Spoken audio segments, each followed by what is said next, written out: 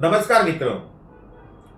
મિત્રો, છેલ્લા ઘણા સમયથી મારા અને તમારા દેશની દેહાણ જગ્યાઓ કે જ્યાં સાધુ સંતોએ અનેક તપશ્ચર્યા કરી અને પોઝિટિવિટી ખડી કરી છે, એનર્જી ખડી કરી છે.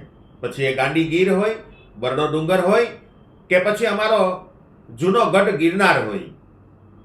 પણ મિત્રો, તકલીફ એ છે કે જ્યારે આ જગ્યાની અંદર ગાદી માટે જ્યારે જે લોકોએ બધું ત્યાગ કરેલું છે એવા લોકો જ્યારે ગાદી માટે પોતાનું વર્ચસ્વ જમાવવાનો પ્રયત્ન કરે, એકાબીજા ઉપર દોષના ટોપલા ઢોળે, ત્યારે મિત્રો આ સંન્યાસીઓ ઉપર આપણને થોડો આમ કભાવ જાગે છે.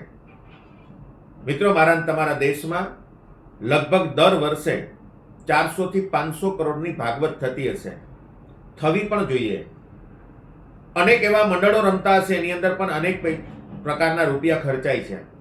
એથી વિશેષ મિત્રો, તમે વિચારો, મારા તમારા દેશમાં એજ્યુકેશનની સાથે સાથે જે સમજણ વધવી જોઈએ એ નથી વધતી. એનું કારણ એ છે કે ક્યાંક ને ક્યાંક હું ને તમે માત્ર બાળકને એજ્યુકેશન જ અપાવીએ છીએ, સાથે સાથે સમજણ અને કોઠાસૂઝ નથી અપાવતા. મિત્રો, ખાસ કરીને બધા વાલીઓને મારી નમ્ર વિનંતી છે કે તમારા બાળકને વિજ્ઞાન તરફ લઈ જાઓ. આવા ઢોંગી ધૂતારા બાબાઓ કે જે માત્ર ને માત્ર કામના, જેને કહેવાય ને આળસુ છે, આવા લોકોએ જ્યારે પોતાના શરીર ઉપર ભગવો કપડો પહેર્યો હોય અને એ પછી ગાદી માટે લડે, ત્યારે મિત્રો એ સમાજને શું આપી શકે? મિત્રો, મારા અને તમારા દેશના એવા સંતો હતા કે જે સંતોને 10-10 દિવસ સુધી જમવાનું મળતું નહોતું. મારા અને તમારા દેશના પરબનો ઇતિહાસ છે કે જે ઇતિહાસમાં અમરમાં 15-20 કિલોમીટર સુધી ભૂખ્યાઓને ભોજન દેવા માટે, રક્તપિત્યાઓની સેવા માટે 15 કિલોમીટર સુધી એ આહિરની દીકરી એ માં અમરમાં પોતે પગમાં ચંપલ પહેર્યા વગર ઉઘાડા પગે અને કાંટાઓની વાડમાં ચાલીને મિત્રો લોટ, ઘઉં, ઘી, ગોળ આવું ઉઘરાવા જતા હતા.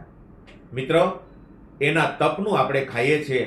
એવી રીતે કદાચ એ જગ્યા ગીર ગાંડી ગીરમાં હોય તોય ભલે, ગિરનારમાં હોય તોય ભલે, પણ જગ્યાને હાચવવા માટે જે લોકો પણ બેઠા છે એ એના આગલા જે સંતો છે, મહંતો છે, એનું તપ ખાય છે અને એ તપને કારણે એ લોકો આજે ઉજળા છે.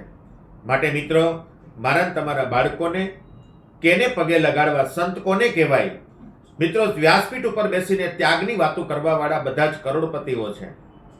ત્યારે મિત્રો, હું એવું ઈચ્છું કે વ્યાસપીઠ ઉપરથી જે પણ પૈસો ભેગો થાય એ બાળકના એજ્યુકેશન પાછળ વપરાય, બાળકના ઉચ્ચ એજ્યુકેશન પાછળ વપરાય, ગરીબ માણસનું બાળક જે અભ્યાસ કરી શકતું નથી એના ફી પાછળ વપરાય.